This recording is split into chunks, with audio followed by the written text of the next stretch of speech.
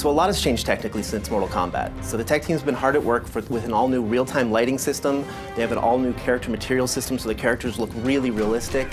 We have multi-threaded the renderer, so we can just sort of render more stuff on screen, so the game looks really incredible. Our engineers have really pulled out all the stops and are squeezing every bit of performance that we can get. In comic books, the characters are very bold and bright and graphic because you're dealing with hand-drawn imagery, whereas in our game we have the ability to render materials and a lot of details. So what we're trying to do is make these characters feel as if they've stepped off the page. You can see the leather and the metal and the rivets and all the things that make their costumes have dimension and weight in the real world. A lot of the action in Injustice is over the top. We have people grabbing cars and throwing them at people. We have people bouncing off objects all around the arena, and there's nothing more cinematic in the game than our super moves. Our super moves are these really big kind of blockbustery events that would probably blow out the budget on a summer blockbuster. So our mantra for this game has always been, this is the big blockbuster summer movie that you've always wanted to see with superheroes. The environment choice in Injustice is just as important as the character choice. We have several interactable zones spread out among each one of the environments, and they're not cookie cutter. They're not placed in the exact same place for each environment. So depending on your style of gameplay, you're going to want to pick an environment that kind of eases towards your style of gameplay. We have multiple levels on many of the arenas as well, and every time you play the game, it's going to be a little bit different. The button layout has changed in Injustice from Mortal Kombat. First, we got rid of the block button. You now hold back to block for all attacks.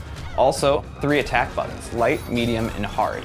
So the additional button we call the character trait button, and that's a specific attack designed to showcase each character. So in the case of Nightwing, he uses the button to switch between his Kali stance using Kali sticks and his staff stance where he uses a staff, and there's completely different attacks. In the case of Cyborg, he uses the button to sort of charge up his health, so you're going to get different effects for every character. The combo system in Injustice will feel very familiar. Instead of using a special move to start a combo, you actually will use your special moves to link combos. You can also cancel out of a combo to link into a level transition or into a pop-up. DC's been incredibly supportive on this project and actually pushing us to take things farther than we ever thought we'd be able to get away with. Superman in particular was fun to work on. We had a lot of freedom with trying things as far as materials and adding little armor bits and playing with the way that his logo ties into his cape, things like that, which normally you'd think you wouldn't have the freedom to play with such an iconic character, but DC was very supportive the whole way. The coolest thing about working on Injustice is obviously learning a lot more about the DC lore. DC has such a wealth of information and such a wealth of knowledge about their characters that it's really fun to kind of pick the brain of working with them and figuring out what would make their characters fit in kind of the NetherRealm universe. You know, if Superman had to fight in a hand-to-hand fight, what would he do? What would Catwoman do in that kind of situation?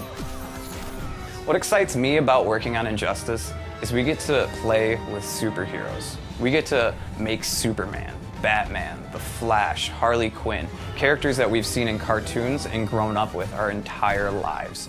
So to put fighting styles to each one of those characters and special moves has been really a privilege. Working on Injustice has been very exciting. I'm not the only comic book fan on the team, and for all of us, this is a lifelong dream to be able to work with these iconic characters that we've been reading about and thinking about all our lives, and to actually have a chance to put our stamp on it is a really exciting opportunity. So my favorite part about working on Injustice, and this is going to sound sappy, is I get to work with 2 great teams. I get to work with the NetherRealm team who made Mortal Kombat and the amazing talent here, as well as the awesome talent at DC Comics.